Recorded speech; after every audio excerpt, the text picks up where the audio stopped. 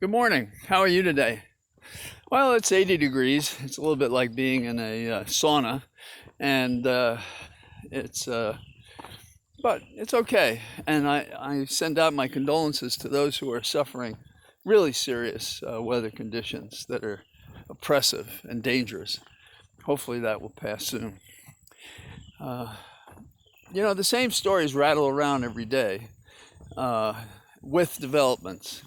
And the new developments in Afghanistan, I believe, encompass a change in discipline among the Taliban when it comes to helping people get on the planes and leave the nation.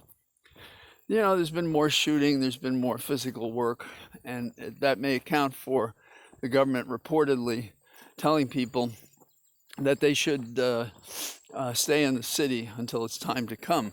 I don't know how they find where they go. If you've seen the pictures, both of the C-130 transports when they're stacked with people shoulder to shoulder, and you've seen the fields in which there are people without hardly a place they could sit.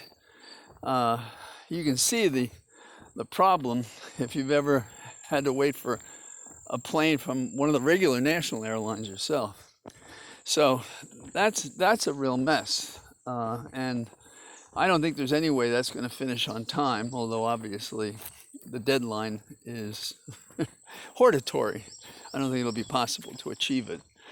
The thing that's interesting, the other development, besides the question whether the Taliban can control its own people, is that in 3 districts north, I believe, of Kabul, they've been going door to door after those who were allied to the occupation forces. And the citizens are now resisting that, took up arms, which they had stashed away, and have actually taken back those districts from the Taliban.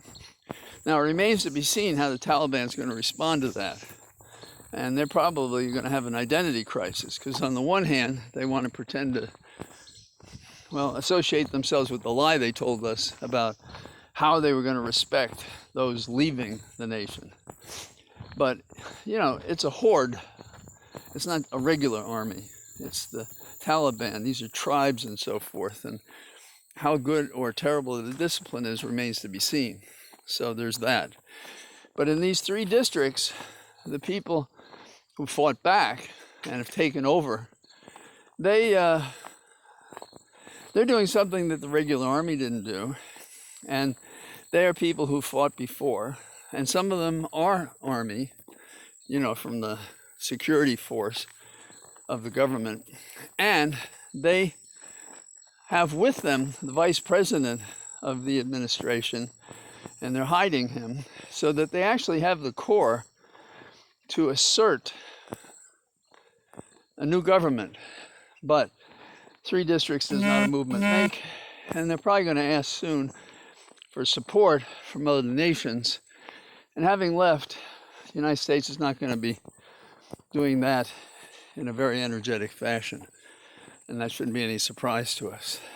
So those are the developments in Afghanistan. Now, back here at home, you got to ask yourself, how are we doing? Something Ed Koch, the mayor of New York, used to say all the time. And the answer is, there are a couple of bright lights. If you take a look at Texas, hey Abbott, you know that we have an incompetent there. And because of recent developments, him getting COVID-19 and issuing bad directives that the courts have thrown out, you have Beto O'Rourke campaigning across the state for voter rights and praising the members of the legislature, the Democrats who went to Washington. Not that we could say anything good about how Washington acted, but we can say a lot about the toughness and the mission of these Democrats. But what's the headline? The headline is, Beto is a great candidate to remove Abbott from office. And that would be a big development, because Abbott sees himself as one of the presidential candidates when Trump doesn't run. Now, moving across the country over to Florida, what do we have there? Well, We have DeSantis also doing really crazy, wrong things. And he's getting punched back by business entities, public entities, courts. And who do we have there? Well, we have we have Charlie Crist, who was the governor when he was a Republican. And then after his sabbatical, he ran for Congress, and he's now a member of Congress, and he's a Democrat. And he's been attacking the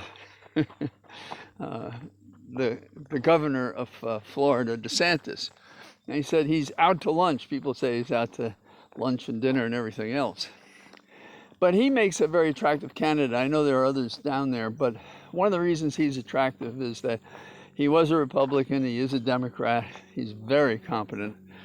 I got to know him a little bit when he entered an unconditional pardon for a client of mine in a difficult case. So I saw how he adjusted to the facts of that case and what a difference he made in the life of my client. So there's no question he would be superior to DeSantis. So those are the good things. Otherwise, I think we should be voting against any Republican legislator who supports suppressing the vote across the United States, every legislature. But we should focus on Texas and Florida and Georgia, because that'll send a message to the rest of the country. And what we should do is run against them. We should have recalls. We should attack them in the press.